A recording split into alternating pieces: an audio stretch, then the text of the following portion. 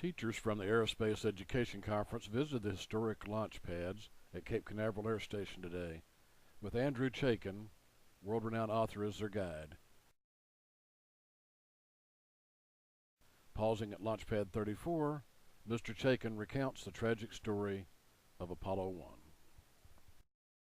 And I think one of the things that's so powerful about the story of going to the moon is that it is a human narrative that happened in a relatively short amount of time.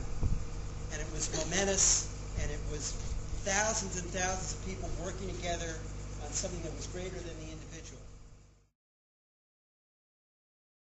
On the night of January 27th, 1967, the Block 1 command module for Apollo 1 was on top of a Saturn 1B rocket. So they were sealed inside.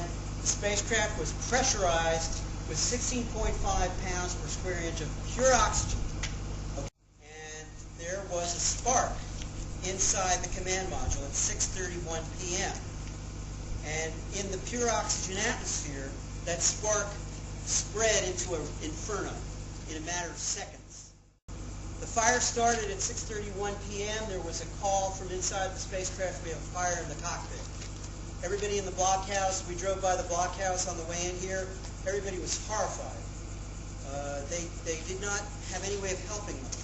Even the technicians who were here at the pad, they were going to try and open the hatch, but very soon after the fire started, about 20 seconds after the fire started, the increasing pressure from the fire actually ruptured the hull of the spacecraft. And flame poured out of the side of the spacecraft, and toxic smoke filled the area.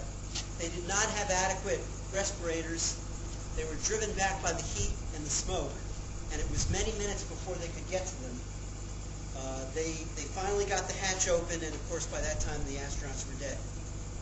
Later they realized that Ed White had been trying to undo the bolts. He was in the center couch. He had to reach back over his head and try and undo these bolts. And it was supposed to take 90 seconds to open that hatch.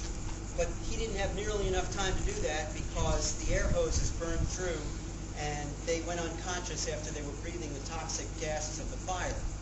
But even if that had not happened, and here's the clincher, because that hatch was designed to be sealed by the pressurized air in the spacecraft, the gases of the atmosphere in the spacecraft, when the pressure built up inside the fire, there's no way that he could have gotten that hatch open, because it was thousands of pounds per square inch at that point.